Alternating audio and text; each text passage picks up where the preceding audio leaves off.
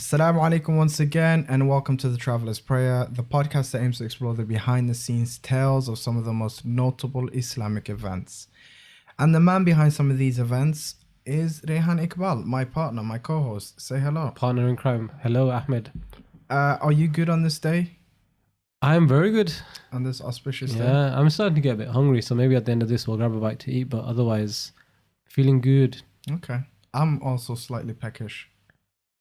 And yeah, I would also want to eat after this. We need some Freddos. Yeah. No, it's too expensive. Yeah. Through these series of episodes, he will go through some of his stories of trials and tribulations when organizing Islamic events. On today's episode, we discussed the return of the Stranger Store 2.0 back in 2011.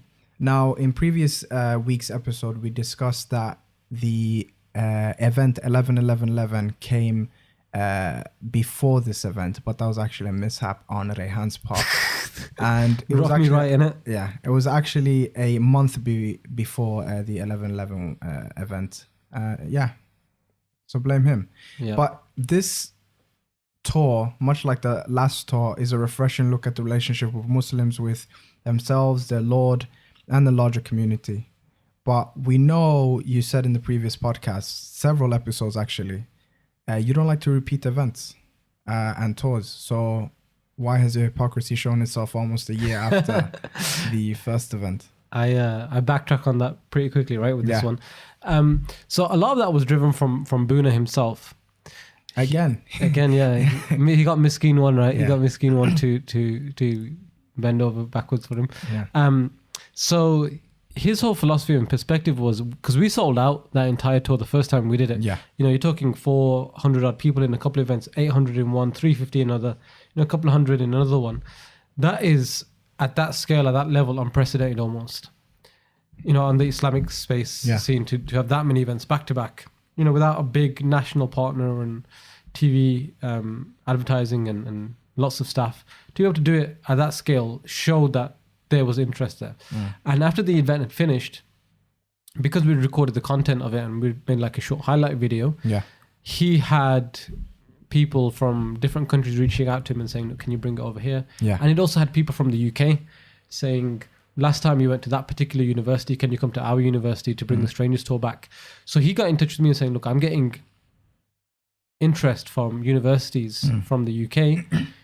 Let's do it again. And I initially was like, I don't really do repeat events and we don't do it twice. And he was like, why would you not do something in different spaces when people are asking you for it? Like, it doesn't make sense that there's all these people saying, yes, bring the show back. If you're trying to reach more people and gain more rewards and benefit more people, why would you say no to that just because you have this thing of, I don't like to repeat stuff? Yeah. Especially because we had a process in place anyway. The format was set up. The guys were already on board. Why everything's kind of in place, not fully, but kind of everything's in place. So why not do it again? And I was like, no, not really. He was like, well, either you do it or we'll just go to the universities directly and do it, and it ain't going to be as good. And it doesn't make sense if we're going to do it again without you. It makes more sense for us to all just stick together and band it together. But if people are asking me and the guys to come back to the UK, we can't say no just because Rehan doesn't want to do an event. So my arm was kind of twisted and I was like, well, I don't really soft blackmailing technique. Yeah, proper, innit? What I mean? And that's not emotional blackmail. That is like, he's shouting at me. We're going to do it without you. It's not going to be as good, of course, but yeah. I mean, it was true though. I mean, because at the end of the day, from his perspective, this is what he does as a living. Yeah. So if people are saying, look, we want to book you, we want to put on a particular show, and we have interest. We only did 5 cities. There's way more than 5 cities in the UK that, we're reaching out to him.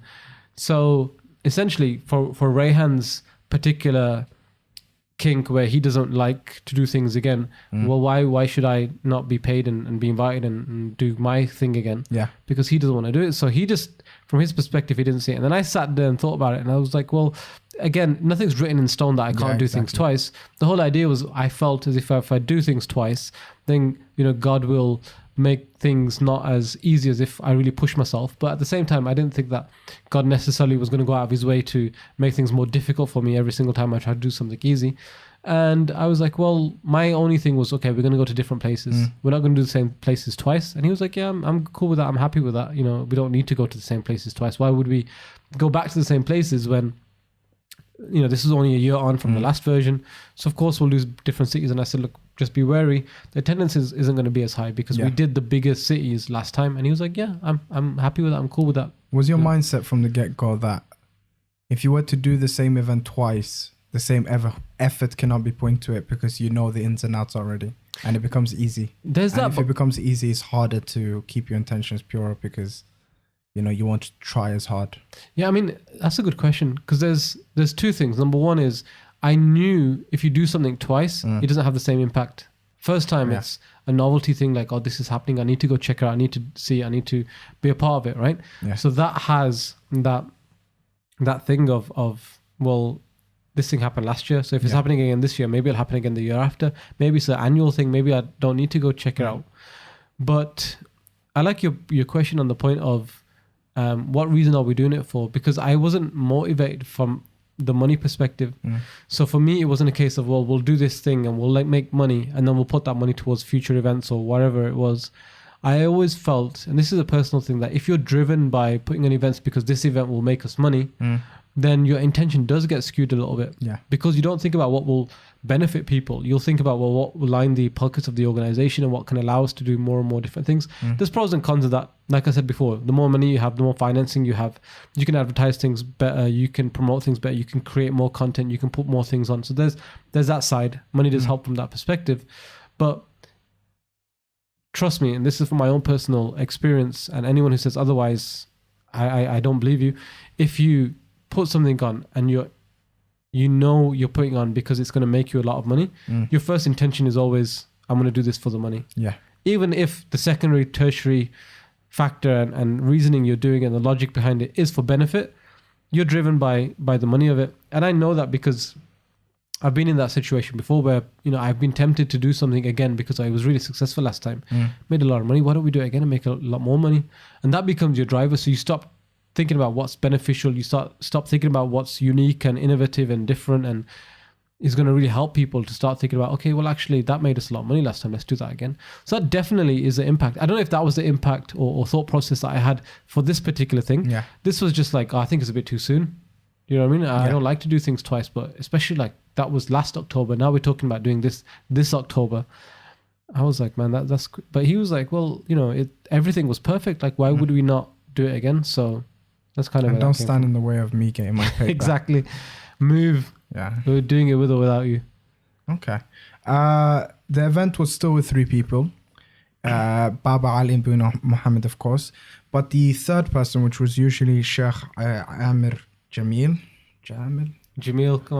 yeah. He was replaced with Shaykh Navaid Aziz. So was the beef there? What happened? Why did you replace the Sheikh? There wasn't beef. So if you remember from the first Strangers Talk, Boonaa had this idea of having different sheikhs in different cities. And because I knew the logistics of that, how painful and difficult that would be on a large scale, I said we have one speaker all the way throughout. So once we did the tour, Boonaa saw the benefits of that. Yeah. So he was like, okay, it makes far more sense that we have the same person because, his set will improve and our interaction with him and our understanding with one set person is far better than if we have different people in different spaces. And it just, from a logistical point of view, from a logistical thought process, theological perspective, it's just a lot easier having one person and you know what they're going to say and you know where they're going to go and how they're going to start and how they're going to finish and how they're going to deliver it in the middle. So when he went back to the States, when he went back home to Canada, he started to get invitations from other places to do it in other countries. And he was like, okay, if we're going to do this again, let's just get one sheikh for everywhere. So he invited Shaykh Navaid Aziz, who's part of Al-Maghrib Institute, close to him in Canada. And he said, look, will you be the sheikh? Because I think he liked his delivery. Maybe he heard him at a lecture or saw his videos online, or I don't know how he came to that conclusion. But he said, look, I like this guy and I'll make him part of the tour. So then when he went out to Australia and he did it up in Canada and whatnot, it was Ali, Boonaa and Shaykh Navaid. So when he said, look, I want to come back to the UK, I said, oh, well, what we're going to do, because you now got Shaykh Navaid on the thing and we had Sheikh Amr last year. And he was like, yeah, can you tell Sheikh Amr, like, we want to have Shaykh Navaid because it's not only are we going to do it in the UK, we want to do it in lots of different countries. We want to do it in South Africa. We want to do it in the States. We want to do it in parts of the Middle East and in Malaysia and places like that.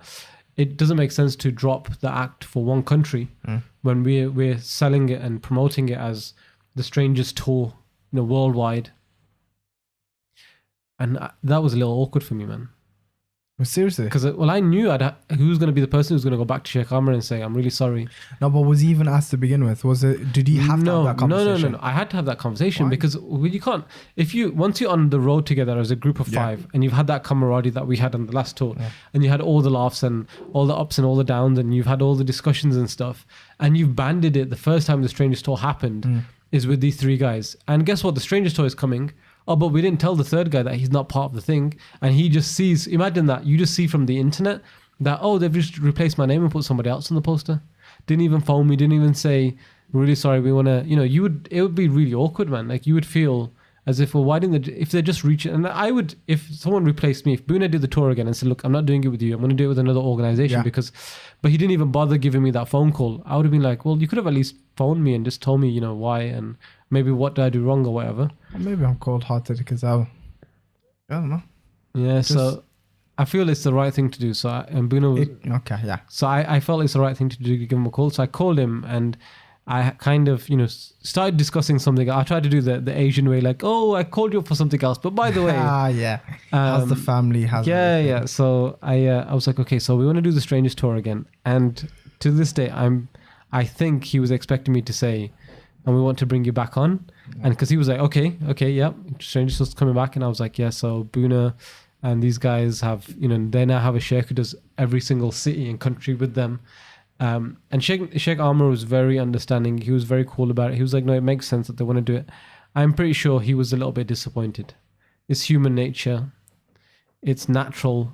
If, you've had this bond for guys for like 5-6 days, you've been on the road, you've had so many discussions and journey, you felt part of the team, that was the Strangers Tour, right? And all of a sudden you're out of it. It's just natural to feel like a bit gutted. He's never said that to me, but I'd assume he probably was, because if that same thing had happened to me, I'd feel a bit gutted. I'd feel a bit disappointed. So, but unfortunately it had to be done. Sometimes there's not, even in the dawah scene, sometimes there's situations where it's not nice. You have to have difficult conversations. You have to have awkward conversations. You have to just say it as it is. It's far better than not having had that conversation. If you remember, we spoke about other people who cancelled on me in the past and just decided not to tell me. Yeah.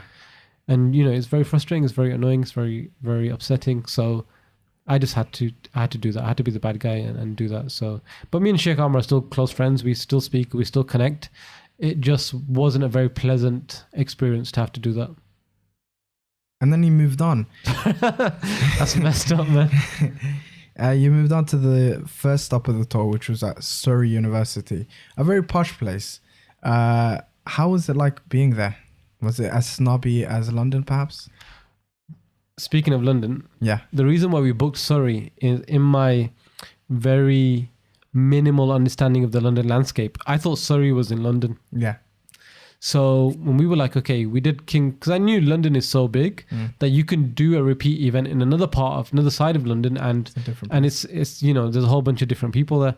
So I thought King's College was in central London, and I thought this was on West London. So I thought, well, if we're in West London, it's a completely different landscape, completely different group of people. I didn't really realize that Surrey was actually outside of London. So reached out to Surrey Islamic Society because they looked kind of active online and on Facebook and stuff. So I said, well, we've got this event. They loved the idea. They were not used to organizations going into their university and offering them such big speakers and big, names and big events like that. So they loved it. And I remember the guy, not the president, but the guy who was running the event, like he would call me regularly, just, pick my brain about all kinds of things and how the promotion was going and, how can we do this as an Islamic society and what are your thoughts on this thing and that thing. And I was always happy to, they were doing me a massive favor by hosting the event and being so well organized with it that, if anyone phones me up and asks me for advice, I'm always happy to give them my time. So there was that. And Shaykh Navaid had been to Surrey previously. So we had booked an apartment, like a 4-bedroom apartment. So everyone had their own room. And we were a bit lost on the sat nav. Yeah. So we couldn't find where we were. We couldn't find out the place that we were meant to stay. And we were like, why don't we we were all really hungry. And we said, why don't we just ask a Muslim person the next Muslim person we see, whether it's halal restaurant, and Shaykh Navaid was like, guys, this is Surrey. You ain't gonna find no Muslim people around here. As soon as no word of a lie, we drove around the corner. And there's like 2 hijabis there. All of us like cracked up because it was like literally on point. Like, hey, there ain't gonna be no Muslims around here. Oh, look, there's 2 Muslims. And but by that point, we because the road that we were on, it was like, oh, you've reached your destination. We went in. So I remember that. I remember just him all the way while we were driving into Surrey. Like, trust me, this is not going to be packed. This is not London. We're not going to have loads and loads of people here because this is Surrey, slightly out of London. So he knew the geography of the UK much better than I did. Navaid? Yeah, because I think he'd been to Surrey before, so he knew a little bit more about it. I just saw it from a map and just knew from the Islamic Society. So we went there. We started off there. I remember we stayed in an apartment. The event itself, we had a massive auditorium. And I told the guys to book the biggest room they had. It was like a 400-seater room because last time we went to London, we had a 400 room and we packed out and, there was no space. So I was like, look, book a 400 room because, we're probably going to pack out, not realizing that we're not actually in London. We're in Surrey, which is quite a bit of a trek away from London. And the other problem was Surrey, they would sometimes have people from Bristol come over. Yeah. Because it was quite close proximity to Bristol. But we had an event in Bristol the next day. Oh, that's so cool. we weren't going to have people from Bristol coming into Surrey because it was already in the city. So we didn't have like a massive turnout. It was like 100 and something odd people, maybe 120, 150 people, which sounds pretty decent for University Islamic Society space. But because the room was 400, it looked really small. It looked really small. So, which was really good for us because it was the first in. Everyone just eased in. It was the first time that we'd had Shaykh Navaid on. And I used to do this because he's from Calgary in Canada. And I used to do this intro where I was like, oh, Shaykh Navaid is the second most popular guy coming from Calgary after Bret the Hitman Hart. And most of the kids, because Bret the Hitman Hart's a wrestler, right? Yeah. And he's a bit more known now because, he retired and he came back. And so they brought him back and he's been on TV quite a bit recently. But at that time, he'd been away from wrestling for a long time. So most of the kids, they were way younger than me. So they had no idea who Bret the Hitman Hart was. So I was like the second most famous Canadian from Calgary after Bret Hart. And they're all like, who the hell is Bret Hart? And, I remember like after the 4th event, Shaykh Navaid on the mic was like, bro, stop saying Bret Hart because these kids do not know who Bret Hart is. I was like, stupid kids don't know anything about wrestling. It's bare crickets. Huh? Oh, if I said like The Rock or Stone Cold, they probably would have got it because that was like their generation. Is right? that Reverse Sheikh? Brother Brett. So I remember that was the first time I tried that and it kind of fell on deaf ears, but I persisted. Nobody really got it throughout the tour. I remember that from the event. I remember Surrey, because Surrey University is one of the universities in the UK where you have to be super smart to get into Surrey. Is it? Yeah, Surrey is, not only is it a posh part of the UK, you have to get good grades to get into Surrey University. So a lot of the guys who were there were super duper smart, very articulate, very intelligent. These are the guys now who I got some of them on, LinkedIn and stuff.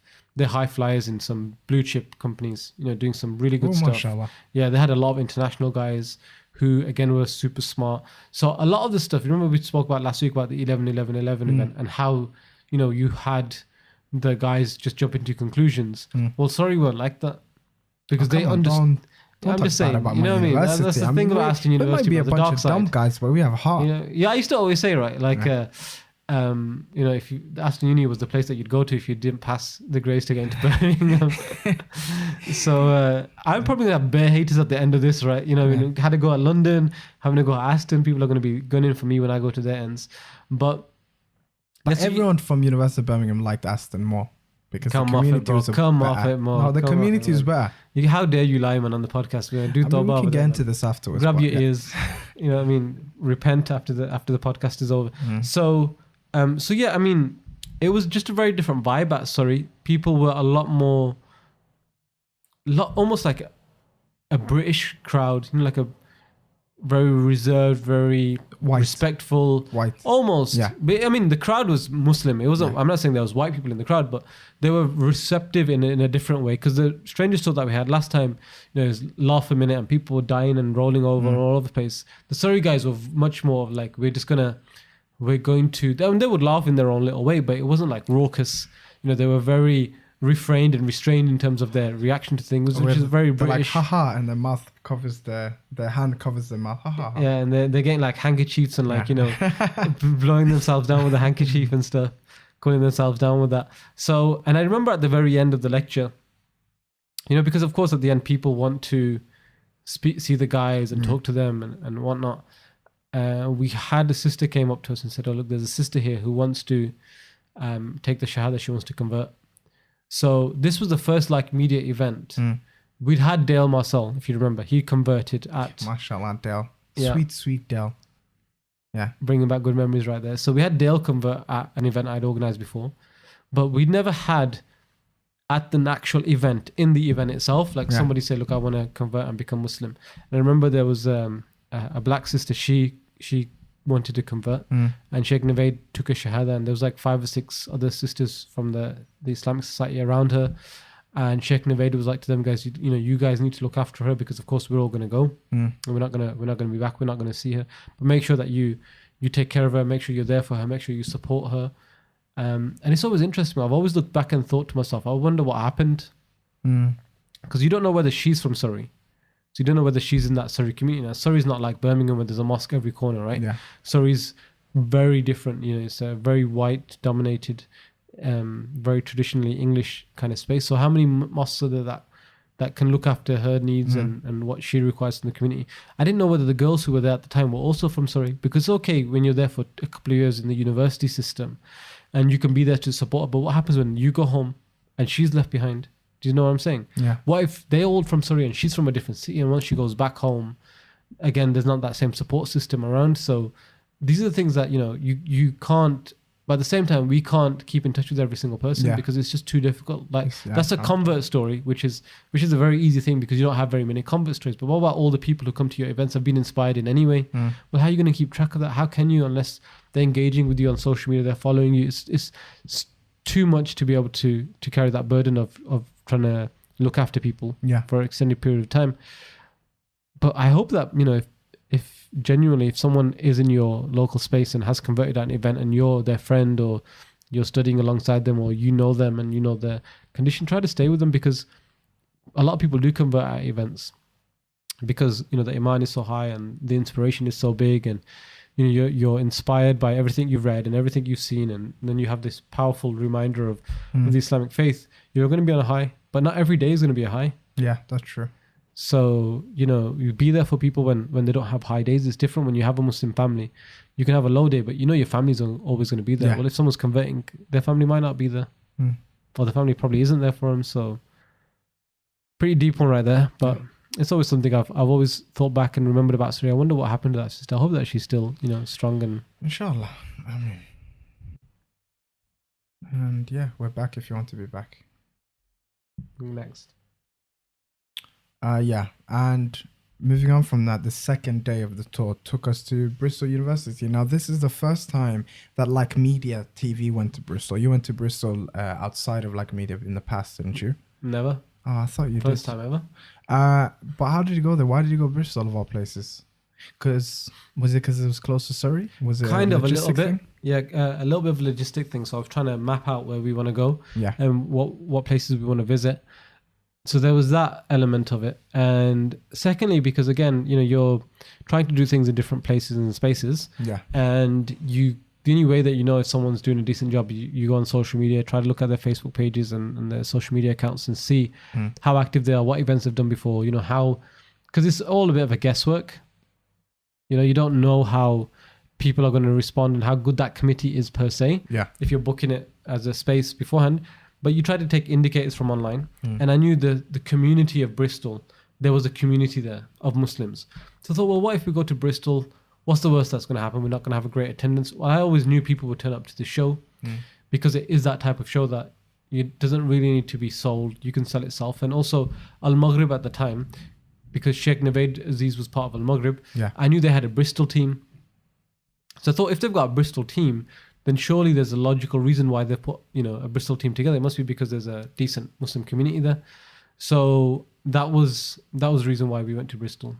Okay, so in your mind, you thought Bristol in the past was sort of like not a place where you'd get a lot of turnout or a big turnout whatsoever. And this time you was just.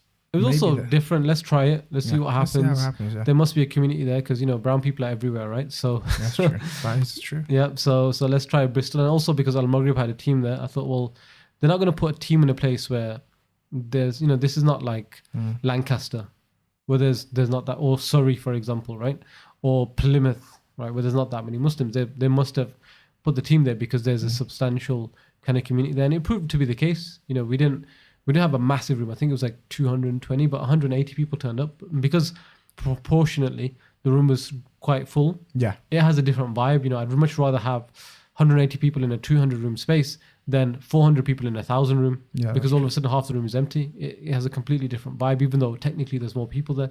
So because it was a bit more close knit, and the room is a very traditional university room.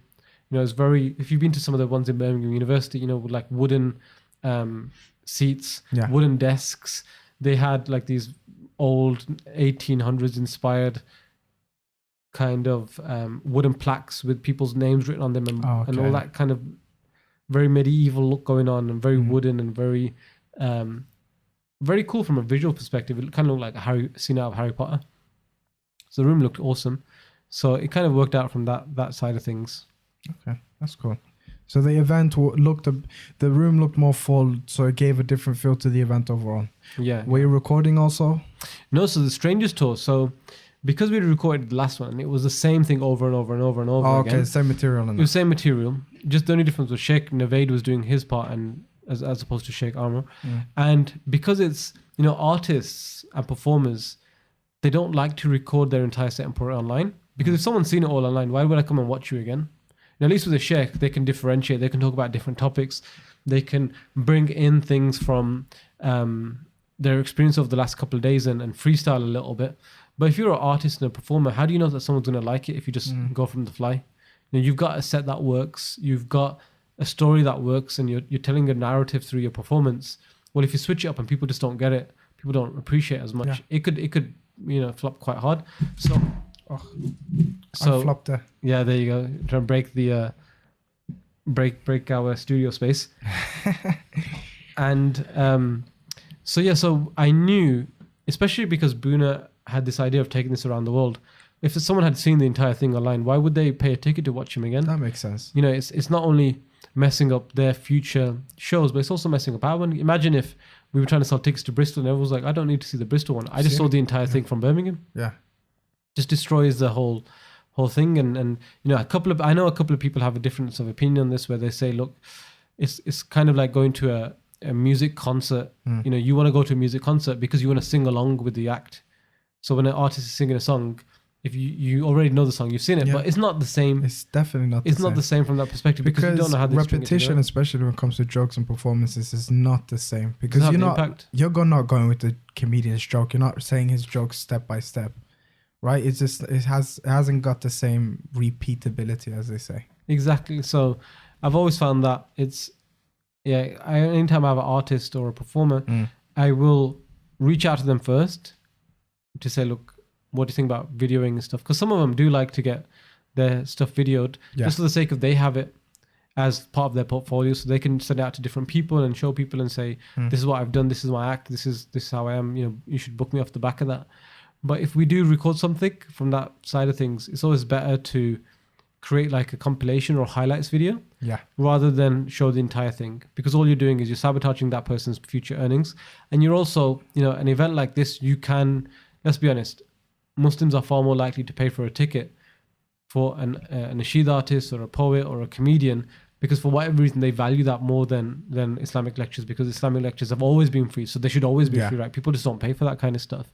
So if you have an artist and you're then trying to sell tickets for them because the Muslim community are able to do that, why would you sabotage that for yourself in the future by just putting it all on the internet and saying, here's for free? Why would I want to come? It's almost like giving someone a free ticket over and over and over and just saying, just come watch it again and again and again. After a while, they're just going to be like, well, there's no value to this if you just handing it out for free. That makes sense.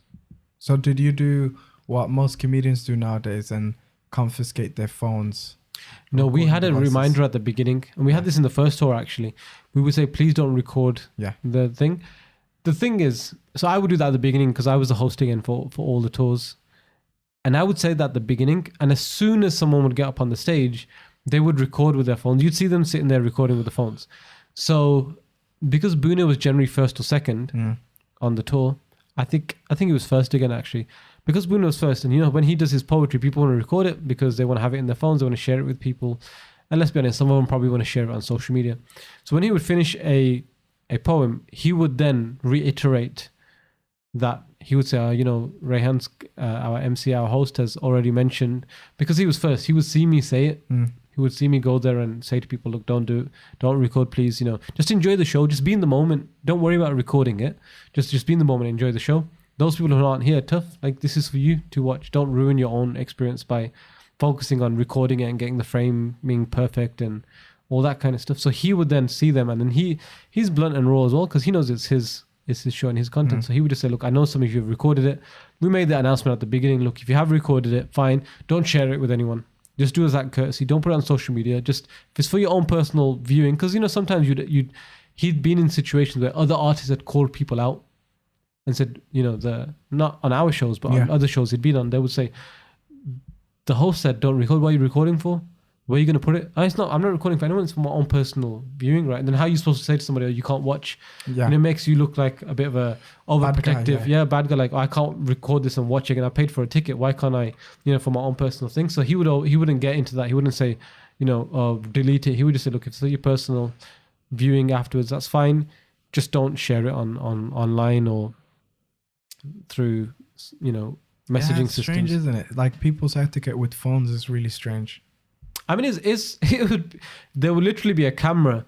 Like, guys on the podcast probably can't see this, but I'm holding up like a fake phone. People would record his face, and he'd be like, yeah, can you stop recording? And they'd be like, uh-huh. And the phone would still be there. And we'd be like, yeah, you still got, you know, Rayhan sat behind you. You can still see the red button and thing. They'd be like, yep. Gonna stop recording. And they would just record all the way throughout, and he'd be like, okay, you know, I can see you still recording. And people would just smile, and the smile would just get bigger on their face, like, yeah, you caught me, I'm recording. And after a while, you were just like, you know what, fine, just don't share it, man. Just, is that an alien who doesn't understand human speech? No, they were just like, yeah, you got me. I'm recording. I'm gonna record though. I'm listening to you, bro. I'm doing it. Strange. That is so strange. And it was just like, you know what, we ain't gonna, you know what I mean? Brown people, bro. What can you do? Nothing. You can't do nothing. By what you just said, there's nothing that can be done. Exactly. So, I mean, Bristol was cool, man. I remember afterwards, we went out to Bristol. Is like the outdoors in Bristol is quite nice. The university? No, just like in terms of the air. There's a lot of greenery and stuff. I guess so. I mean, the university is. Surrey is very nice. Green, okay. Yeah, Surrey is very nice. Bristol is, the university is in the city centre. So it's kind of, if you imagine, not quite Aston Uni, but if you imagine if you had some of Birmingham University's, you know, old buildings. Yeah. And you put them on the high street. It's like that. So you'd have this massive cathedral looking building, and Birmingham University is like the red-ish kind of brick colour, right? Whereas theirs is more like grey, like stone kind of feel. But across the road, there's like curry shops and, you know, news agents and things like that. So it's a bit weirder from that perspective. But what was weird about Bristol? I mean, we had a good time there. The guys there were really dope. They took us out. We said to them, they said, look, where do you want to go to like eat? We were like, look, nothing unhealthy, nothing greasy, right? And they were like, yeah, cool. They took us to the most desi place where you walk in and, you know, there's more like oil in the food than there is actual food. You just collect grease on your skin. Yeah. So I'm looking back on it, I felt bad afterwards because I have to say everyone sat on the same table. It's just funny that the same crowd that didn't understand not to record didn't understand what healthy meant. No, Bristol didn't record. People didn't record in Bristol, but I mean, generally, you know, you'd have at other events, people did record, right? But that was just off on a tangent because we were discussing recording stuff. Yeah. So Bristol people weren't recording, but we did make the announcement at the beginning, don't record. Maybe there was one person who did record, right? But nothing major. There's other places where it was a lot more blatant. But so we were all sat on this big, like, long table in, like, you can imagine, like a old school kebab house on Alum Rock Road. Yeah. Right? It was like that. And is Bristol, so like Bristol isn't Birmingham, it's not Manchester where they have, you know, big franchises and everything's prim and proper and stuff. It looked very ghetto. And then somebody was, I think Boonaa was like, "Oh, what do you think about the food?" And I was like, "Bro, we told them like not to get us any oily food, right? And look how oily this is." And I was just saying it, like not having to go at the guys, because obviously their intention was to take us to a place that they felt the food was nice. But because they were within earshot, if you listen to what I just said, it kind of sounds like I'm having to go at them. But it wasn't. I was having to go at the poor standard of the food, but that's nothing to do with them. They just picked a place that I knew they had chosen it because they thought it would be good. Yeah. And of course, you know, it wasn't like the only thing we were like, you know, we're on the road for five days or whatever. You don't want to have really oily food because it's just going to mess you up. But I felt as if they took it as a slight against themselves because they really kind of stopped talking to us too much after that. Until like they were speaking a little bit in Urdu to each other, you know, the ISOC guys. I understand Urdu, Shaykh Navaid understands Urdu, but I think a couple of the guys were from back home. So it was a lot easier for them to speak in Urdu. So they were just having casual chit chat. And then Shaykh Navaid was like, "Oh, I'm expecting you guys to like break into some Bollywood singing in a second. Like you're proper into the Urdu." And, you know, we brought them a little bit back on side. They were like, "Oh, Sheikh." But I also think there was a little bit of that, like, oh, they felt maybe we were being snobbish or I was being snobbish. And also they felt maybe they let us down by the food selection. But I also think they were a little bit in awe. You know, they didn't have like a big event like this before. So they didn't really know how to deal with, you know, artists and performers. And, you know, all of us four sat together and they were sat like, you know, around us. But they didn't really know, like, do we want to, you know, talk between ourselves? Do we not want to talk to them? So how do we interact with them? They haven't been familiarized with hosting and how to entertain and people. also, you know, I remember that day we were really tired. So usually when I see something like that, I'll be the bridge. I'll be the one to kind of go in between. But you can't do that. Like, it's very difficult to do that every single day because naturally, when you're tired, 100%. And it's like I just don't have the energy to kind of go in that. So, Bristol guys, I'm really sorry if you ever thought we were having to go at you. We weren't. It was just. That's really you're sociable, but you have to switch it on, right? It's an active switch where you have to be like, now I have to be social. Those people that can just be like that, like it's just simple to them. I don't know how they do it. I don't know, man. I don't know. And you know, it's a lot easier in university spaces because I'm almost like an authority, if that makes sense, because I've been doing it for so long, so I find it a lot easier. But there's other people who just in any space just are, you know, able to just connect with people and talk to people and you have to. You're like the face of it all, so you have to like be. You can't just shy away or anything. You have to be like the solution provider. You know, if there's a problem, I have to find the solution. But sometimes it's tough, man. Like I said, that day, just we shattered. Yeah, and it's an effort. Like I remember, I went to one of the events where it's further down the line where our good friend Faisal was taking point on that, and I took comfort in being the camera guy, where I just didn't speak the whole day. I was tired. I didn't make any effort. People tried to make an effort, and I wasn't being like standoffish. It was just like, I just can't play ball here. I can't. Then Faisal was doing his whole thing, and you could see me. I was never like. That's why some people, they think you're grumpy when you don't feel like up to it. But and this is a skill. Yeah, and also, you know, sometimes what happens is you're really tired, and something will just give you adrenaline and perk you up. Let's say we went to a food place where, you know, the food was amazing and it was really well done, and the interior of the restaurant looked great, and the food tasted amazing, and it was really on point. Your energy would lift naturally because you're like, oh, I wasn't expecting this. But because we went into a relatively low end thing where we had one thing, just let's not have unhealthy food, and it was unhealthy food, so it didn't really add anything. The disappointment. And it wasn't disappointment. It didn't help alleviate any of the tiredness. It was just like, oh, okay, let's just munch and, you know, let's get to bed. Whereas on other times there are, you know, for example, if there was a conversion at the event, if someone had converted, then all of a sudden, you know, everyone's would have been pepped up again because like, oh, that was, you know, it was on point. If you know, something had happened on the way that was hilarious, or we had some funny jokes and we had something that just got us going. But everyone was just, and it happens. Imagine, you know, inviting somebody. Not everyone can be on point all the time, and just happened to be all of us that day were just tired. I just find it funny that you said if you find someone getting converted at the event, you'll have a boost of energy. What if the concept of someone having coffee and being converted was the same type of energy boost. So someone has to You bottle it up, basically. Someone has to start their day by converting someone, or else the day won't be the same. Yeah. I need that boost of energy. Who wants to be Muslim? We just stage it. If someone's feeling tired, be like, listen, bro, I just found someone on the street. He wants to convert randomly. Let's do it, man. Yeah, let's do it, and then I have to go to work. Yeah, exactly. That was the second day, and the event was. It was good. Bristol was a good place. Is there some place are you gonna go back to Bristol anytime soon? Is that a place to go back to? Yeah, we went back. So I really liked the way that they set things up. Yeah. At the university, I really, I like the way that they operated. I mean, let's put the food thing aside. We were just, like I said, we were tired, so it probably didn't look that great. But the university itself looked great. The attendance was really good. The guys there were really professional, and it wasn't like a million miles away. Bristol is like 1.5 hours from Birmingham. Close, yeah. So, that's doable.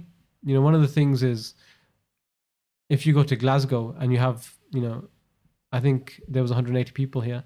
If you go all the way to Glasgow for 180 people, that's a 10-hour round trip? Yeah. This is a 3-hour round trip. It's a different city still, so you're still reaching more people. And it helped that, again, with that ethos of trying to reach more people, influence more people, bring, energy, effort, and then therefore be rewarded for reaching more people and helping them learn and get closer to the faith. That was all still relevant and valid. Yeah. So it was close enough to do that. Okay. Moving on to the third day, you went to Sheffield University. In the past, you've spoken about your relationship with Sheffield Hallam University, but now you took it to the other part of town and you work with the people at Sheffield University. Why? Why did you switch your connections? It was the same thing again, reaching a different crowd, influencing more people. We'd already done something with Sheffield Hallam University, so I thought, well, let's try Sheffield. Why only just go to one place again? Because again, people then just say, oh, favoritism. They're just going back to the same guys because they get on with them, and then you get all the accusations along that. Oh, that's because they follow the same Aqidah as them, and you get all those kind of potentially, right? If you just keep going to the same places, people just jump to conclusions. Whereas if you're doing things randomly and going around, it's like, okay, they're just trying to reach more people and benefit more people.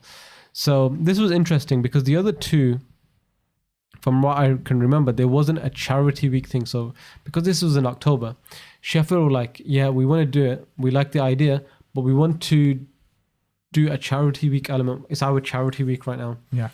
And I was like, okay, what did you have in mind? And they said, we want to have a fundraiser at the end. And of course, I remembered what happened in King's College the first time. Do you remember when we had the Bengali fundraising and they brought Boonaa and Ali on stage, right? So I was like, you know what? I don't think this is a good idea. They were like, no. Like traumatic memories from that. Yeah. So what happened was, they were like, we really want to do this. And I was like, it didn't go well that time. You have to do it really well if you're going to do it. And they were like, no, trust us. We know what we're doing. We're doing a good job. I remember there was a sister there who was really on point, right? She was really, really on point. She wasn't running the show, but I just knew if she's there, like they'll be doing a good job. She was very communicative. She was very much, she had a lot of, she was from Birmingham, so she had experience in, putting on events of this nature. And she was really making sure that the two guys who I was liaising with, that they were doing what they were supposed to do at the time that they were supposed to do it. So I knew that they'd put on the event well. So I felt almost like, okay, it's wrong to go and say, I'm not going to allow you to have a fundraiser, because again, everyone has their priorities. Everyone wants to take out their little thing from the event. So who am I to say, oh, you can't do X, Y, and Z? So I was like, cool. I'm just going to run it by the artist first. And Boonaa remembered what happened in King's College. Yeah. He was like, I don't think doing a fundraiser is a good idea. And I was like, no, bro, they're really on it. They're really good. We have to give them something. He was like, no, I don't really want to do it. And I basically convinced him, like, look, it's a good idea. Let them do it. He still wasn't convinced. So we went to Sheffield, had the event. Event went well. Really good attendance again, because I knew it was going to be a good attendance. Like I said, that sister was there. I knew she was going to do a really good job.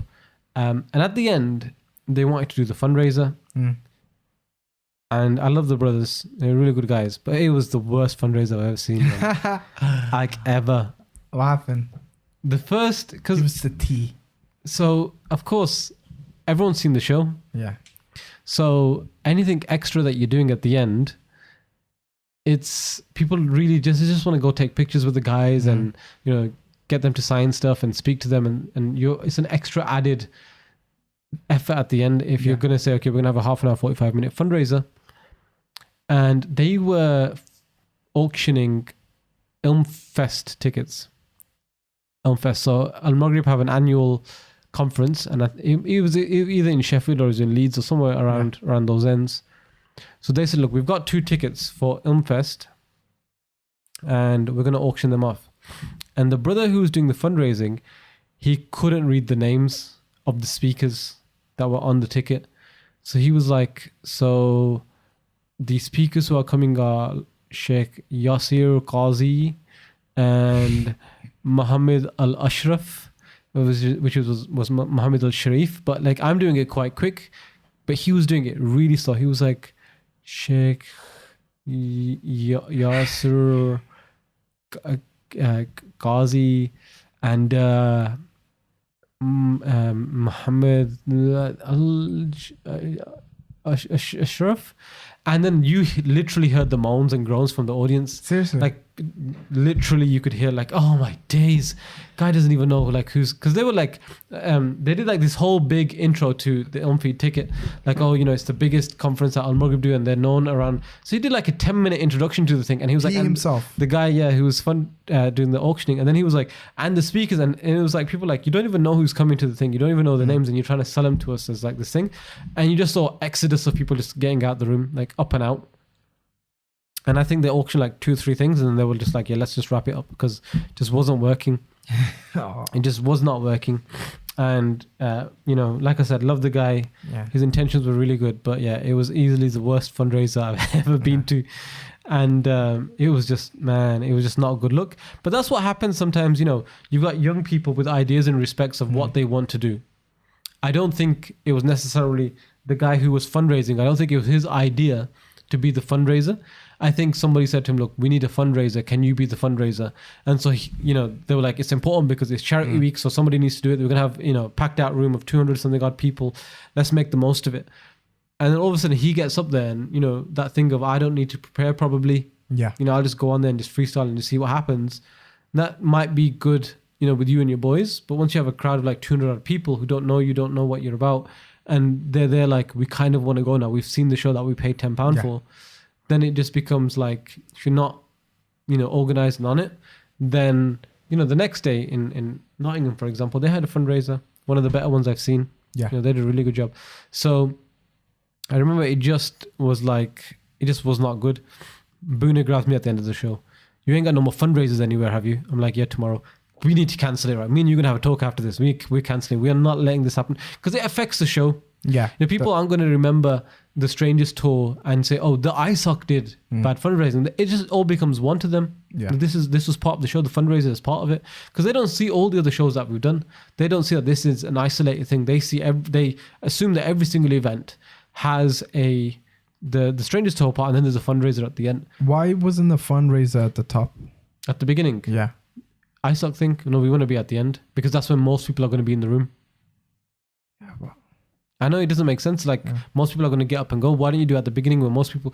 But it's that thing, you know how Muslim timing is, right? People are going to turn up like half an hour, 45 minutes late. So they're like, well, if we went at the beginning and took 20 minutes, what about all those people who are going to turn up late? They potentially might have given us some money. So, you know, why don't we go at the end, because we can get a lot of people. In Nottingham, they actually wanted to do it the other way. They wanted to go first. And with Sheffield, with them, they were always wanting to do it at the end. So it was just, it's that thing of like, well, you know, if we do it too soon and we miss the people who might have the deepest pockets, what we're going to do at the end, tell them, oh, let's restart the fundraiser now, we've got more of you in.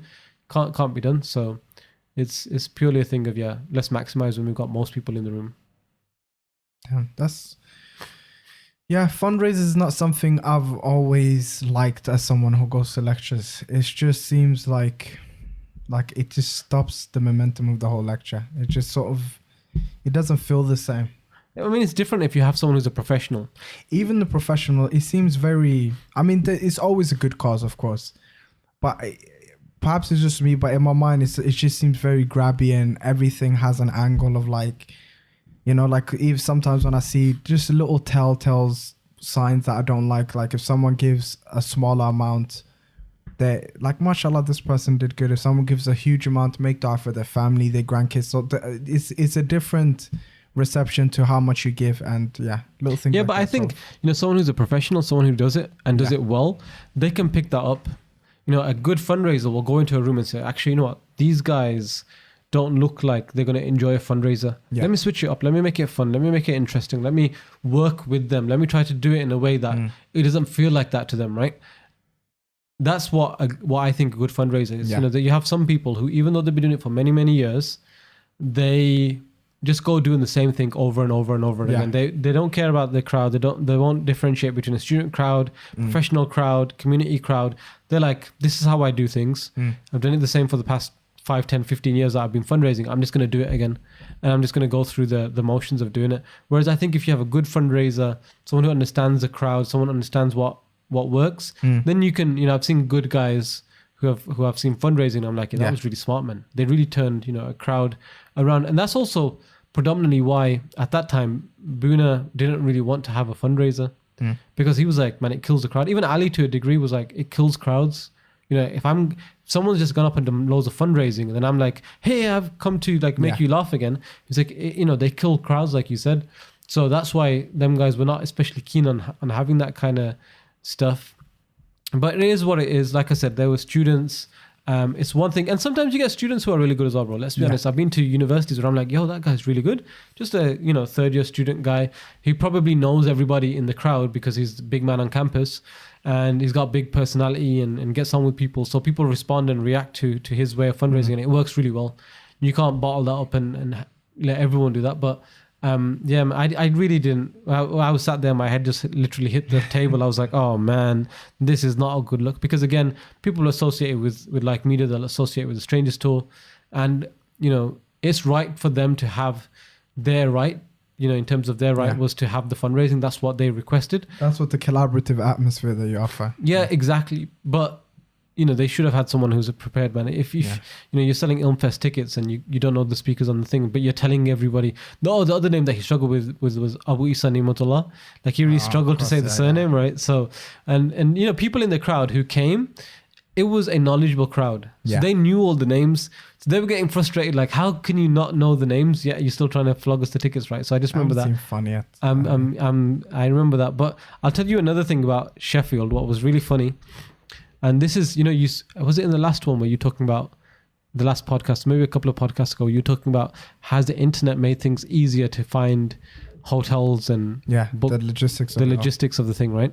So for this tour, because of course I don't live in Sheffield, you know, like media is paying for the hotels from the ticket money that we gather. We're paying for the hotels for the guys. So there was 5 of us on tour. Me and my friend. Rahis was there really to help me with the logistical sides. You know, you got 3 guys, you got luggage, you need to do a lot of running around. I could have done with a spare pair of hands, you know, to help me in spaces that I would struggle with. I can't take care of 3 people as a single person all the time. So I said, look, why don't you come on tour with me and you can help me out and you can chill with the lads and stuff. It'll be a good laugh. You ain't doing anything anyway. So let's do it. And he was like, yeah, cool. So he was so there's me, Rahis, and there was 3 artists. So go into the internet, type in, you know, I need a hotel on this space and I need one that has 5 rooms. So I found this place and they said, oh, it's an apartment with 7 rooms. I was like, oh, that's perfect. That's even more than we need, right? The rooms looked kind of cool, looked, you know, nice and quirky and nichey and boutique, right? I was like, okay, booked it. So we rock up to the address, put the address into the sat nav. And it's a pub. I'm like, huh? They're like, are you sure this is the hotel? I'm like, yeah, maybe the pub's got an extension like at the back or something. Or maybe, you know, it used to be here and it's not here. So I went in and I asked the guy, I said, look, I'm trying to find this hotel. And he goes, oh, it's not a hotel. Basically, our pub is like 4 stories high. And 2nd, 3rd, and 4th, you know, floor, it's like apartments. So the owners have converted Oh, upstairs so into it's an apartments. upstairs and a But I downstairs. said like I don't want to walk through your pub. Like I've got guests here. He goes, no, it's not like actually we've got separate entrances at the back. We have a car park. Go put your car in the car park, Yeah. and it's completely disconnected to the pub. Like there's separate entrances because of course if you need to get in at 1 a.m. or whatever, and the pub's not open, whatever time you want to get in, if the pub's not open, you have separate entrances. I'm like, okay. So we walk upstairs. It is the filthiest place you've seen. Absolutely, there was hair in like on the table. There was coffee mugs on the table with coffee still like in there, like black coffee. There were stains on the curtains. The rooms, some of the rooms that they had like bunk beds in there, and there was like stains on the bunk beds, like stains, and there were stains on the floor. It was really horrible, and at that point, I was really embarrassed because, of course, I've booked it from afar. And I've read, a couple of people's reviews. They liked it, and so on and so forth. And Boonaa's like really tired. He's like, listen, Rehan, I'm just gonna jump on the bunk bed while you guys figure this out. Shaykh Navaid he's having kittens. He's like, oh, this place is horrible. It's this, that, and the other. And I'm like, man, I don't even know what the hotel policy is. We're already there. This is on the date. Where am I going to get another place, another hotel, and all these things are going through my mind. And Boonaa goes, I'm just gonna lie down. Oh, what's this? A used condom. And like at that stage, all of us were like, "What?" Was it actually? No, he was just joking. Like he was like, he just said it as because he could tell like Shaykh Navaid was getting so like angsty about it, right? Yeah. So he was like, "Let me just play with him and let me tell him that there's a used condom here." and then Shaykh Navaid was like, "That's it. I don't care if he's joking. No, we're not staying here." I was like, "Look, wait here." So I ran downstairs and I go to the guy. I go, "Look, we want a refund." He was like, "Why?" I go, "Have you been upstairs? It's absolutely filthy." It's not cleaned, it's not hoovered, there's hair, there's this, there's that. And he goes, look, I want to apologize. We've had a falling out with our cleaners and they haven't done the job properly, so we didn't pay them, and now they just left it as filthy and dirty. I was like, I don't care about your problems. Like, I want a refund. And I was thinking he was going to say, sorry, no refunds. You've paid already, there's no refunds. It's like, it's the day. Do you know what I mean? Like, they can't put someone else in because it's been booked. But he was like, yeah, I'll refund the entire thing now. And I said, okay, look, give me 20, 30 minutes because I'm going to go upstairs. I'm just going to gather all that stuff. Really what I was going to do was go on my phone and book a hotel, which is what I did. So I went upstairs, told everyone to pack, and we sat there and I picked another hotel. But it wasn't like a hotel that was similar to this, that was an apartment style. I had to book individual rooms for everyone. So we went to a new hotel and I think we might have even been on separate floors, a couple of guys, or at least very much down the corridor. It wasn't like across the road from each other, but it was a more traditional hotel, and everyone was happy. And I apologized to Shaykh Navaid, but he kind of got it. He was like, "Look, what were you supposed to know about this space? You looked online." And I showed everyone the pictures. When we're in the hotel, I was like, "Look," because of course I don't know how they're thinking. Whether they're thinking, "Oh, he's been a cheapskate, so he's booked at this place that's filthy and dirty," So I was showing them like, "Look, this is what I've booked. Look at the pictures. It doesn't look like the pictures." And they were looking at the pictures. They were like, "Oh yeah, it looks really nice on the pictures." Because on the pictures they had a red leather couch. Now they had the red leather couch still, but on the red leather couch they had like hair and dirty pillows and stuff. And so the photos that they're taken looked really nice. But obviously it was when it was nice and clean, and it would have been ideal because it was like so spacious. And there was so much space, but it was just so filthy that I was like, yeah, we can't stay here. And the guys, they were quite good about it. Like after Shaykh Navaid got over, like, no, we ain't staying here, man. This is filthy. Afterwards, everyone was like, okay, you weren't to know. It's not your fault. It's cool. So yeah, we had an interesting experience in Sheffield with the ranksty. It was just the way. I mean, if you know Boonaa, the way that he did it, like he was like so drowsy, and he was like, "Ooh, used condom," and we were like, "What?" Everyone was like, "What?" That's funny. And he was like, no, I'm joking. And Shaykh Navaid was like, I don't care now. Like he was laughing half. He was like, I don't care. He's like half like, all worked up, half laughy, half like, I don't know what's going on. He's like, no, that's it now. We're going up. I was like, don't worry, Shaykh. I'm gonna book another place. So I'll not put you through this. I'm not gonna put you through this. Then we had the fundraiser at the end, which we didn't go down very well. But generally, the event itself was really good. Yeah. The event was good. The ISAC guys were really good. They're really hospitable. They took us out to eat afterwards. The president, I spent some time talking to him. He was a cool, chilled out guy. And, they were telling me some of the stuff that they were looking at doing. The crowd was really good. So the event itself went really well, but there was a couple of things that, of course. So we went back to Sheffield again because we like both Hallam and Sheffield. Have always been really good to us. I have a fundraising idea I just thought of. what if instead of having someone that barters with the audience, what if they have like a video that plays or whatever, and they have different contactless by the door, right? Just as they're about to leave. They just watch the video, then they're about to leave, and the contactless registers a certain amount. So they can either tap their card or there's a bucket or somewhere. So people can anonymously just as they go. It's just passive. What do you think of that idea? I think people do that. I think I've seen people do similar kind of things. But, you know, Muslims have that thing of charity is a big part of our faith, right? It's one of the pillars of the faith. So it's one thing saying to someone anonymously, you know, drop some money in. Someone might put a tenner in, someone might put £20 in. But if you have a crowd that's large enough, there will be someone who's going to pay £1,000. But are they going to do that without someone cajoling them, without, you know, someone drawing that money out of them? So, yeah, from an organizer's perspective, it would be a lot better if we just subtly said, you know, just do your own thing. Yeah.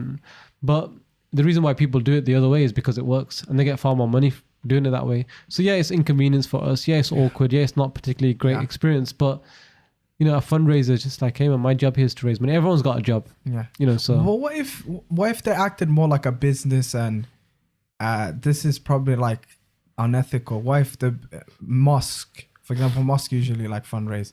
What if when they fundraise, the highest donor gets different perks? Like you like get to be auction. imam for a day. Yeah, you get to be like an auction, right? Yeah. This like, new innovative idea. Why don't we come up with an auction? If you not auction, but like if you pledge £10,000, you become an imam for a month. What kind of shady standards do you have for imams? And then like you get first dibs at the row during Jum'ah. An eligible bachelor, the one who pays the most, gets to the top of the wedding. Exactly. You know, you get top the of the marriage list. Yeah, that'd be funny. But it would be cool if they had sort of like an app, and you know, like Patreon, like different people can subscribe to like payment services, or they can sell merchandise. Imagine clearly you're not a fundraiser, innit? What if they have like cool Islamic merchandise, like the mosque? I mean, when we on tour, Boonaa has merchandise that he sells. No, but that's like one CDs. Individual, like you know the organizations that fundraise. If that had but like again, let's look at it from a business perspective. If you're saying like from a business perspective, you have 20 t-shirts, that you sell, and you know, let's say you take a whole bunch of t-shirts, merchandise, right, and you sell them for £10. To make £2,000, how much of them would you need to sell? A lot. Right, so I'm trying to do the maths quickly. You would need to sell 200 to make, if you're £10 a t-shirt, to make £2,000, you need to sell 200. That means 200 people need to buy it. So if you got a room of 200, that means every single individual in that room needs to buy it. Clothing is one of those. I'm just saying, merchandise. Yeah. Clothing, CDs. The margins on clothing is really low. I'm not talking about margins. I'm just talking about the quantity that you need to sell to make a certain amount, right? Swap clothing with any other thing, something that doesn't even cost anything, right? You would need to sell 200 of those to make £2,000 because it's £10 a pop, right? You get one person in the room to put the hand up and pay, give you 2,000. You still have 199 people remaining who you can ask for lesser amounts. So you can say, okay, well, one person's giving me 2,000, but can 5 people give me 1,000? So you've already made £7,000 as opposed to just £2,000. But the issue, business perspective, isn't the biggest issue with that is sustainability. No, like, because it's still going on, man. It's still going on, right? Like how many charities for how long can that go on? Islamic Relief have been going for like 1984, right? Yeah, so it's a new age now. If they don't integrate technology into it, at least. Yeah, I understand that, but like I don't think we'll ever, because again, you might be looking at it from the perspective of a neutral. Actually, I'm thinking more of like mosques instead of charities. Yeah, but like, look, the Muslim community is not the secular community. If you like, there was an event recently. We go completely off tangent here, right? Going on a charity thing. Sorry about this, guys, if you listen for the Stranger Store. But there was an event that a charity did about 3 years ago with Malcolm X's daughter. I remember that. And 95% of the room was not Muslim, because of course Malcolm X is universally accepted as a hero for the civil rights movement, right? And 95% of the room was not Muslim, but a Muslim charity brought his daughter. So what happened was at the end, she did her speech and everyone was like ready to go, and the charity were like, whoa. We're going to do a fundraiser. And a friend of mine, he came after me and he was like, a lot of the people who were in the crowd were like, I can't believe that they're going to have a fundraiser despite the fact that we paid tickets to get in. And what's even more surreal is people are actually giving the money, right? They were like, why would I give you, they were like, the fundraiser was asking for £1,000 and hands were going up. Like, why would I give you £1,000? Like, that's my money. Why would I give it to you, right? But Muslims have a different perspective. Like, okay, your wealth is not going to diminish if I give through charity. So fundraisers will always go on because Muslims it's a part of our faith, it's part of the culture to give that. And it's ingrained. It's been happening for 30 something odd years that we have events where we have fundraising and people are encouraged to give it because people do see the value of, like, if I give it in the way of Allah, it has been something that's brought me wealth back. So yeah, from a secular perspective, from just an event management perspective outside of the Muslim space, it's a horrible business model. With the Muslim community, it's completely different. And the thing, I guess where I'm coming from is, it's when I see fundraisers a lot of the times, and the one I'm thinking, charities, I think there's too much of them. So there's always someone who's asking for different.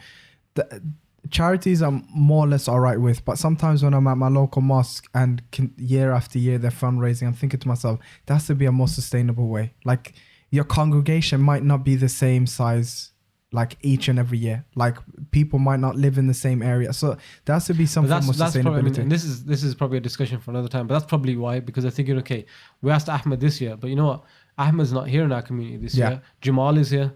Well, Jamal didn't give last year because he was in some other part of the country. Now if we ask Jamal now, he probably will give. So I mean, there's logically, like I said, it's probably a discussion for another time, but logically it works. That's why they're doing it. So okay. And back to the stranger tour. Yeah, the fourth day was back in the Midlands at Nottingham University. You're back home. You went away from the backwaters of Surrey and Bristol, and from the shambles that was the Sheffield. No, Sheffield was good.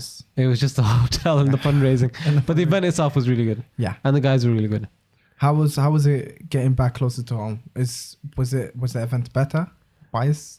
It was. It's always cool to be back in the Midlands because you always feel like home's not far away, right? So Nottingham's like an hour from home, and sometimes I can even do that journey in 40 minutes. So it was cool to be relatively in a space that was close to home, even though we weren't home per se. I remember two things from this particular event. Three things probably, actually. The first one was when we landed at Nottingham, the guys were like, let's go somewhere to eat. And we Googled online halal places to eat, and we found a halal Chinese place. I want to say Malaysian place. And I was like, they were like, yeah, we really want to have this halal Malaysian food. I was like, okay, I don't really eat, I'm a desi kid, racist desi kid. Don't really eat this kind of food. Let's go check it out. It's a different type of Asian I'm not used to. Yeah, exactly. Yeah. So it's the wrong kind of Asian, what we were thinking. But we're like, okay, you guys are our guests if you want to try it. So we went, and just your stereotypical Chinesey kind of joint. Yeah.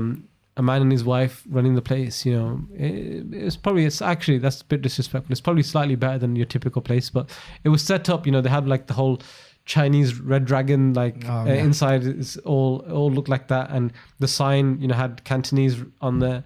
And how do you know it's Cantonese? Well, I'm just being racist and just assuming it was some kind of script from that part of the world. Yeah. And so we sat in, and we were like, is it halal? The guy's like, yeah, it's halal, it's halal. Tell us what you want. And me and Rahis had never eaten this kind of food. And we were like to the other guys, what's good? And they were like, oh, pad thai. Pad thai is amazing. So we were like, okay, we'll get pad thai. I'm like, Rahis, you up for pad thai? He was like, yeah. I was like, all right, let's have our pad thai. Because the guy was like, it's a big portion. I was like, look, we'll half and half it.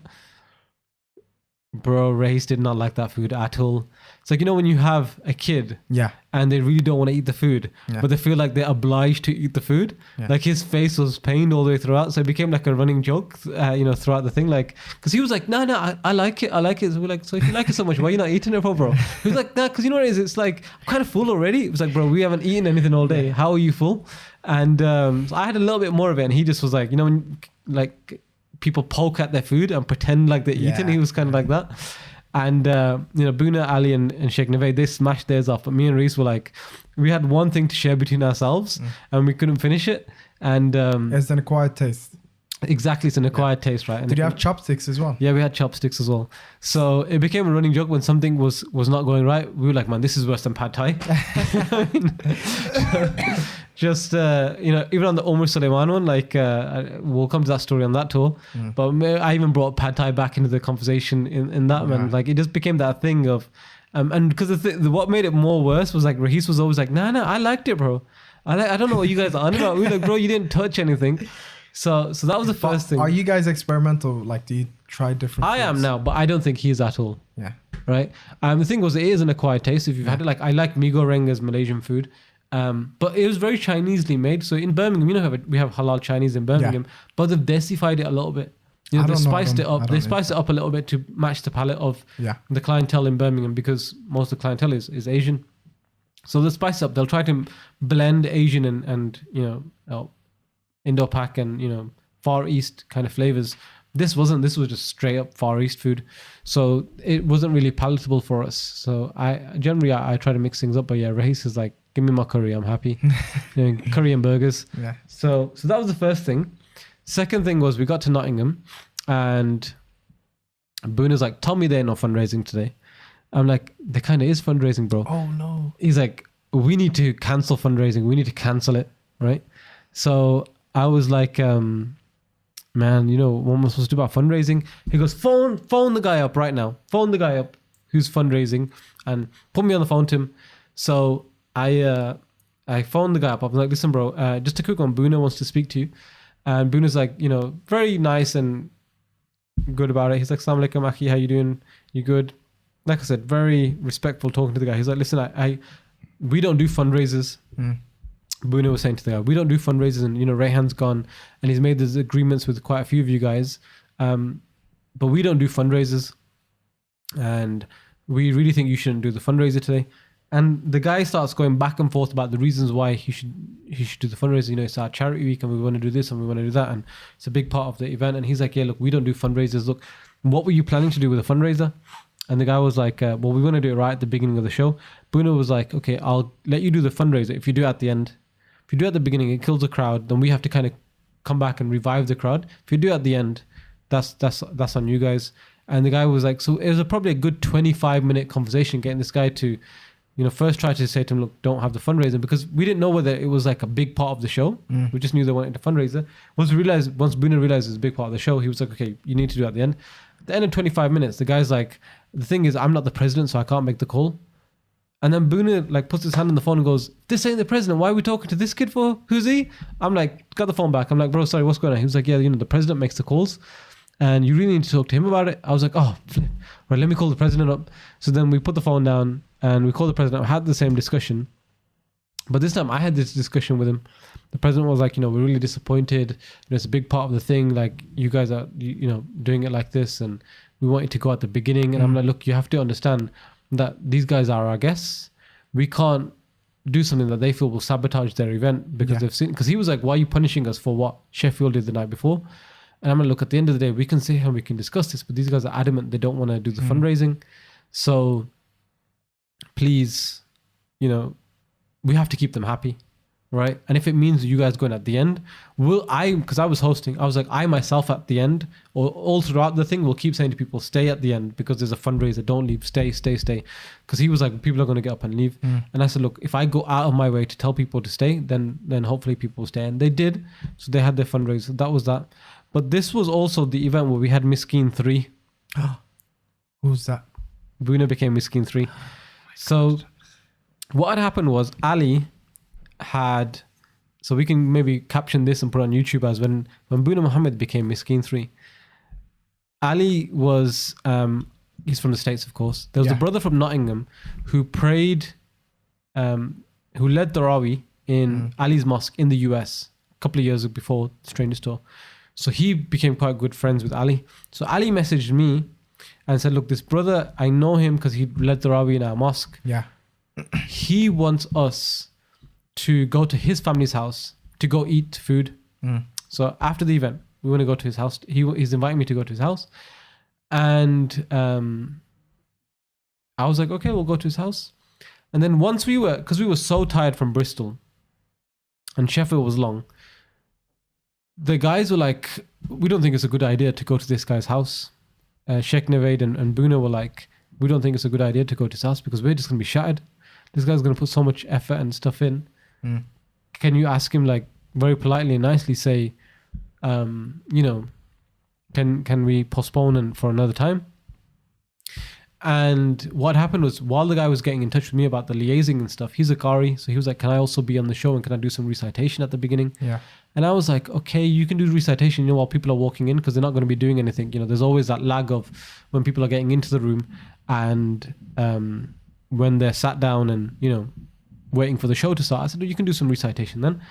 So all of a sudden, everyone was like, Rehan, you call him. I was like, well, I can't call him and tell him that we can't come because, you know, we're all going to be tired, because I've now booked him on the show. They're like, well, why do you book him on the show for?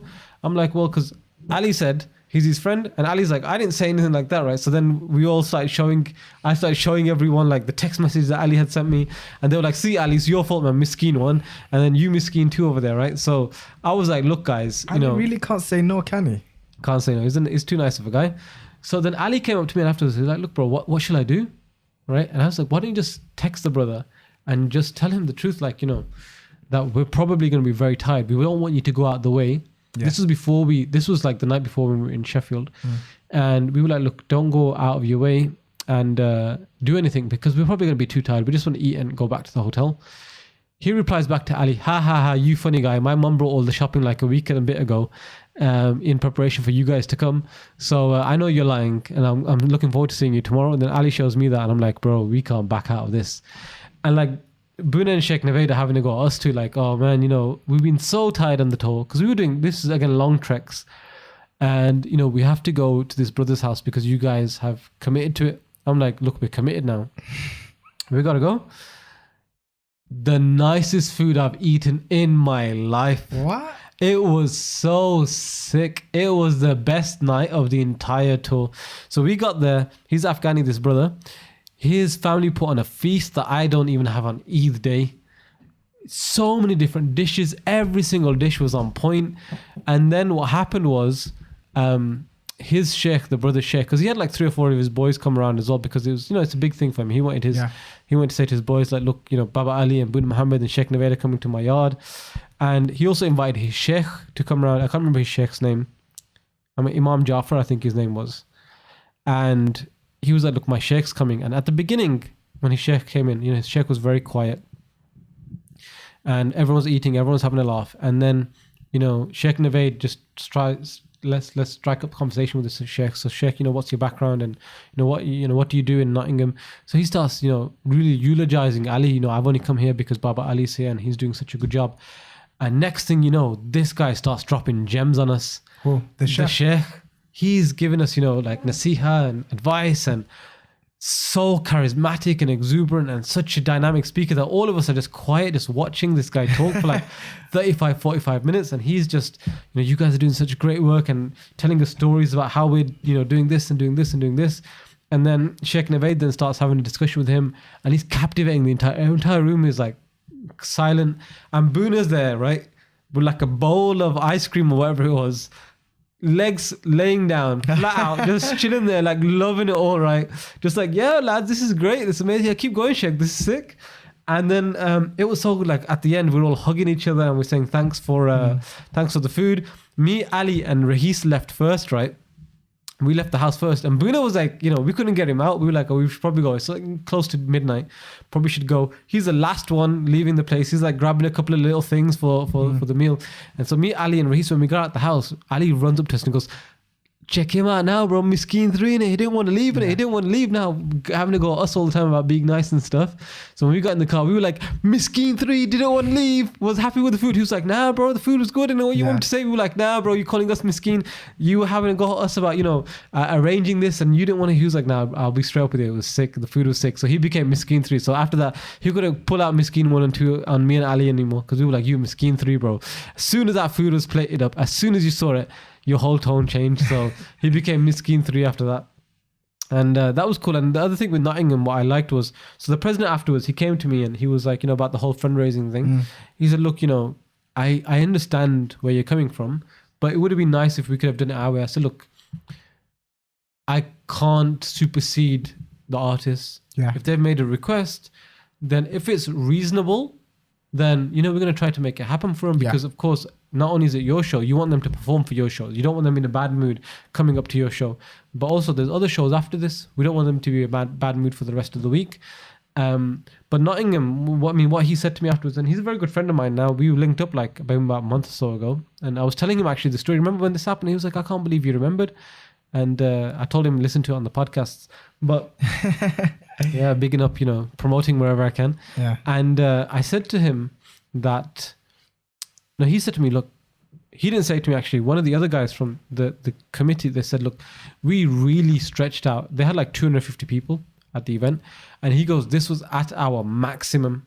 He was like, we pushed this so hard for like 3-4 weeks, because he said, look, it wasn't just your success for Like Media. He goes, it was part of for our charity fundraising element. It was such a big deal for us that we pushed nonstop for this event. And one of the other guys came up to me and he said, look, what you should have done, one of the committee members said, what you should have done, he said it to me like on the side, is charge the ISOC. So you know how Manchester University said, look, what's the cost? We'll pay you the cost, and we'll go out and we'll sell the tickets, and whatever we make, we lose money, we make money, it's on us. He said you should do that. That's what you should have done. Because he goes, look, you've only got 250 odd people, and I know this event, it probably cost you a little bit more than that, or you probably just made a little bit of money. But as if you really put the pressure on the ISOC, then would they have gone out and got sponsorship? Would they have gone out and really, really pushed themselves and partnered up with other organizations? And I said, yeah, in theory, that's probably what we should be doing. But I'm not here to put pressure on Islamic societies to say, you need to go out and you need to get 350 people, otherwise you're going to lose a bunch of money. The whole point was, like, we're here to provide them a service. As long as they put the effort in, I don't care about the attendance. I'll worry about that. That's on my head.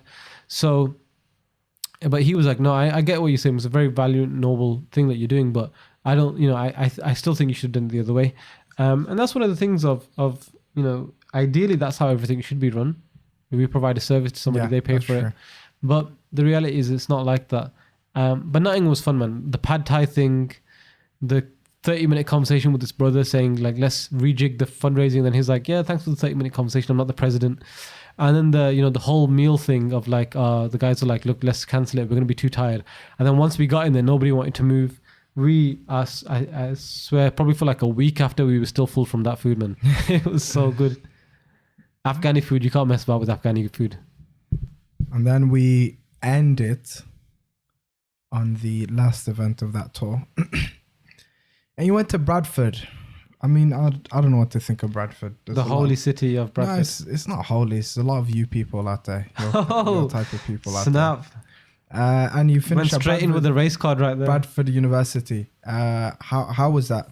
Did you feel among your kinfolk? How did you feel? Was it comfortable? My people. Yeah. The whole event was in Urdu. Yeah, there was no pad thai to be had at Bradford. No, they definitely don't have pad thai in Bradford. They have chicken thighs. Yeah. You know what I mean? From the tandoori chicken. Tandoori thighs, but not pad thai. Yeah. But so Bradford University, I'll be honest with you, when I was growing up on the circuit and going through the university scene, Bradford University was one of the worst Islamic societies you could go to. Wow, why? They had very much a cultish mentality there. So they had brothers who were from a particular school of thought, and they just wanted their narrative and their perspective on the faith to be how the Islamic society would run. And it was to the detriment of the actual Islamic society. Yeah. So they were like, okay, this is our belief. This is a haqq. Everything else is falsehood. And we're only going to select people in our committee. We're only going to put on events that promote this ideology. And we're only going to have people involved in our team who believe in this kind of stuff. Now, you're at Bradford University. Most Muslims there have no idea about the nuances of the faith and the different sects and what each particular thing means. They're young people in their own little world just trying to navigate life. So they're not really interested in the ins and outs of it. So a lot of people just stayed away from the Islamic society. I remember when we did that Dawood Wansby Imam Ziaullah Khan event? Yeah. That was actually, the second day was at Bradford University, but it was done with a sister who was not a part of the Islamic society. So I asked her why aren't you doing this with the Islamic society? She was like, they will not advertise, promote anything that does not line up perfectly with their worldview on the faith. So she was like, because it's a religious speaker who isn't from their school of thought, because it's nasheed and it doesn't fit in with how they perceive things. She was like, we've had this problem for very many years in Bradford. So what happens at the universities, people just do, the Islamic Society do their thing that nobody attends. Nobody knows who the committee members are. They just cycle it in their own little circle. And lots of people just do their own thing in the community. So Bradford and Coventry University were two universities that were highly damaged from sectarianism. Like Guz, you know Guz Khan? Yeah. The guy from Coventry. We spoke about it before, right? We did an event at Coventry University. Him and a guy before him whose name was Abdullah. So good they named him twice. They were the only two at Coventry University that I can think of who deviated. Like before Coventry University, they were a super duper Salafi Islamic society. Yeah. And if you weren't on that, they didn't want you involved. Abdullah came in and just I think opened up. afterwards it was slightly like that, wasn't it? No, so Abdullah came in, he opened up to everybody. Okay. And that's where Guz and all those guys got involved. Guz came in and he continued. Abdullah, is he Yemeni brother? No, he's Somali. I don't know him then. Yeah, so he had a lot of influence. Coventry University became like a normal Islamic society. You know, they had everyone involved and everyone really loved the place. Guz carried on that thing. A couple of other people carried it on. But after that, they went back to being super Salafi again. So Coventry University don't engage with anyone from outside their university. They're like, we're going to do everything on our own. Bradford University was the exact same. They were like, we're going to do everything on our own. Don't want to engage with anybody. Leave us to it. And I found out from a friend of mine who's from Manchester. He goes, you know, the new guys at Bradford, there's a new committee in, and they're open to collaborations with people. I was like, are you sure? Because, you know, once poison kind of sets into a place, it's very hard to remove that poison, right? Yeah. So I was like, man, they've been on that no external, we don't want to work with anybody, we're not going to, you know, collaborate, we don't want anything to do with anyone, just leave us to it. I said, you know, that's been there for a very long time. The guy was like, my friend was like, no, trust me, these new guys are good. So I said, look, pass me their details, spoke to them, and instantly my perception of Bradford University changed overnight. You know, in the next 2, 3, 4 years, Bradford University became one of the best, if not the best, Islamic society that I'd visited, because they opened the doors. And if you're an Islamic society person listening to this and you really want to push a particular agenda and you think you're doing the right thing, 9 times out of 10 you're probably doing the wrong thing, because you're narrowing down, you know, who the Islamic Society is working for. Is for the Muslim student societies of campus, not my sect following guys. And you know, I'm the Khalifa on campus, so the responsibility of Islam is on me. It's your student society. Get Muslims involved in good work. Yeah. And it's a problem if you only see the guys in your local mosque in the you know, student society, Islamic society. It's just, it's a poison, bro. It's a big poison that you come in and you're like, you know, this is why before, when I was around, you didn't have like elections. Yeah. You had like people who would just pass it down. And that's how I became ISOC president. It was the guy who was before me was just like, yeah, Rehan's next. I think removing that, and you know how a lot of student unions now ensure that you have to have an election. Yeah. Now there's pros and cons of having elections, but generally speaking, from what I've seen on the Islamic society scene, elections have been good because it's gotten away from that whole thing of like, okay, the power is going to be, you know, passed on from one person to the next person. A guy who thinks like me, talks like me, walks like me, acts like me, behaves like me. That whole thing has just been taken away because people now, you know, they open up as an AGM to the entire Islamic society. All the people who are interested in voting and turning up will listen to, you know, someone's experience, what they've done before, what they want to do in the future, and they'll vote based on the merits of either what they know the person is capable of or what they think the person will do, rather than, yeah, he believes the same thing I believe. So Bradford, I had very little expectation. Bradford's attendance probably fit more in line with the first Rangers tour. So they had a venue of like 400 people packed to the rafters, no space. For this one? Yeah. Wow. It was the best attended one on this one, and it compared to the first tour. Like if we had taken, you know, Glasgow off the first tour and put Bradford there instead, it would have been like, yeah, that's you know, the attendance with that. And it was amazing, man. It broke, and I've been to Bradford loads of times since, and it really broke down that perception that I had that, you know, this Islamic society has, you know, is damaged goods. Don't go near it. You're just going to get involved in politics and beef and stuff. So Bradford was great. It's a great way to end the tour. The energy in the room was great. Again, it's a big space. The new guys who came in, I can't remember Navaid, I think his name was, the president at the time. Amazing guy. His team as well were open, and they were very inviting, and they were very much like, we'll do what's best for, you know, the group. We'll do what's best for the students of Bradford, rather than, you know, what everyone previously has told us to do. So I remember that. I remember it was a great end to the tour. And then, we wrapped up. Bradford was nice. I think we went to like Mile Halls afterwards to eat. There's one there? That's where it started off from. How many venues do they have? They have a few: Bradford, Birmingham, Manchester. I know they have some. So maybe they've got one in Leeds.